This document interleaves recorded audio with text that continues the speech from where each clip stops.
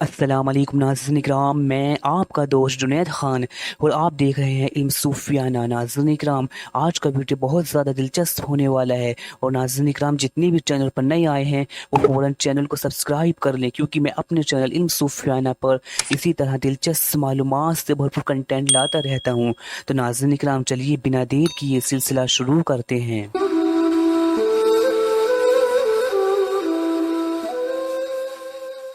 तो नाज़रीन इकराम, क्या आप जानते हैं अल्लाह अज़्ज़ व जल अक्लमंदों को मुखातिब कर क्या इरशाद फरमाता है? तो नाज़रीन इकराम, अल्लाह अज़्ज़ व जल अक्लमंदों को मुखातिब कर इरशाद फरमाता है कि आसमानों और ज़मीन को पैदा करने में अक्लमंदों के लिए बहुत बड़ी निशानी है, जो आसमानों और ज़मीन की पैदाइश पर गौर व फिक्र करते हैं। जी हाँ नाज़रीन इकराम, लेकिन नाज़रीन इकराम, अब सोचने वाली बात तो ये है कि ज़मीन और आसमान के बीच तो ना जाने कितनी शय ऐसी हैं जो काबिल गौर व फिक्र हैं, जो अल्लाह की अज़्ज़ व जल की कुदरत व वहदानियत की दलालत करती हैं। नाज़रीन इकराम, फिर चाहे वो जियोग्राफिकल पार्ट हो या फिर वो कॉस्मोलॉजिकल पार्ट हो या फिर वो ज़ूलॉजिकल पार्ट हो या फिर वो बोटैनिकल पार्ट हो या फिर वो मैकेनिकल पार्ट हो, ये सब अल्लाह अज़्ज़ व जल की कुदरत व वहदानियत की दलालत करने वाले शय हैं।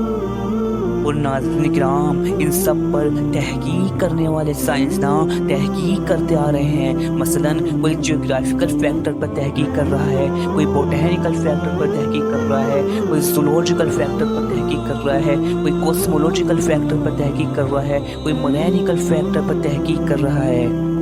और नाज़रीन इकराम, ज़ाहिर है इन सब पर तहकीक करने के लिए अक्लमंदी और गौर व फिक्र की ज़रूरत है, और अमूमन जनरली हर साइंसदान अक्लमंद होता है और ज़ाहिर है तहकीक के लिए गौर व फिक्र की ज़रूरत होती है और वो गौर व फिक्र करता है।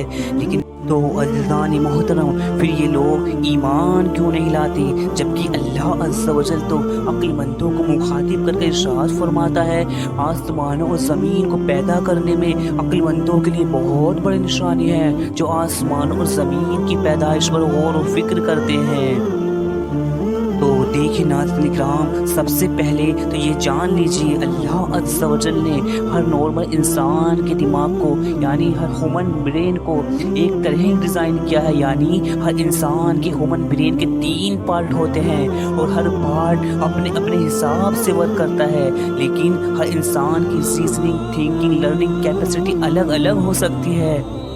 लेकिन नाज़रीन इकराम, अल्लाह अज़्ज़ व जल ने जिस अक्लमंदी व गौर व फिक्र की बात करी है वो इंसान की ज़ाहिरी ज़हनी इस्तिताअत पर मबनी नहीं है, यानी वो इंसान की एक्सटर्नल ब्रेन कैपेसिटी यानी इंसान कितना शार्प माइंड है इस पर डिपेंड नहीं करती है। क्योंकि नाज़रीन इकराम, अगर ऐसा होता तो हर साइंसदान साहिब ईमान होता। तो फिर नाज़रीन इकराम, अल्लाह अज़्ज़ व जल ने किस गौर व फिक्र व अक्लमंदी की बात करी है? तो देखिए नाज़रीन इकराम, अल्लाह अज़्ज़ व जल ने जिस अक्लमंदी की बात करी है वो है अक्ल सलीम। जी हाँ नाज़रीन इकराम, अक्ल सलीम, और सलीम का मतलब है सलामत, जो सलामत हो जाए। नाज़रीन इकराम, मतलब ये है कि जब अक्ल शैतान की दस्तरस से पाक होकर, अना व अनानियत की जालसात से पाक होकर अल्लाह की सलामती में आ जाती है तो उसे अक्ल सलीम कहते हैं। और अक्ल सलीम की बिना पर ही इंसान का जहन, उसकी ज़हनियत हक और सच बात की तरफ मुतवज्जो होती है, उसकी तरफ गौर व फिक्र करती है।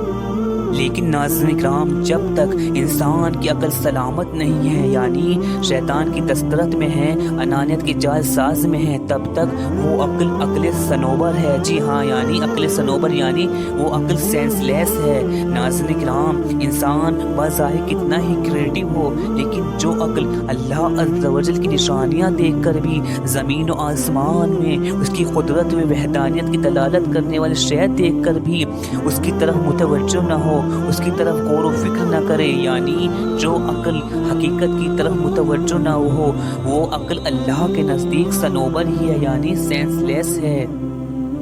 ہاں ناظرین کرام، ہر سائنسداں کا اپنے آپ میں ایک کریٹیو اینڈ شارپ مائنڈ ہونے کے باوجود بھی، یعنی عقل مند ہونے کے باوجود بھی، اور اللہ عز و جل کی نشانیوں میں تحقیق، غور و فکر اور انالائسس انویسٹیگیشن کرنے کے باوجود بھی یہ لوگ غور و فکر کر کے صاحب ایمان نہیں ہوتے۔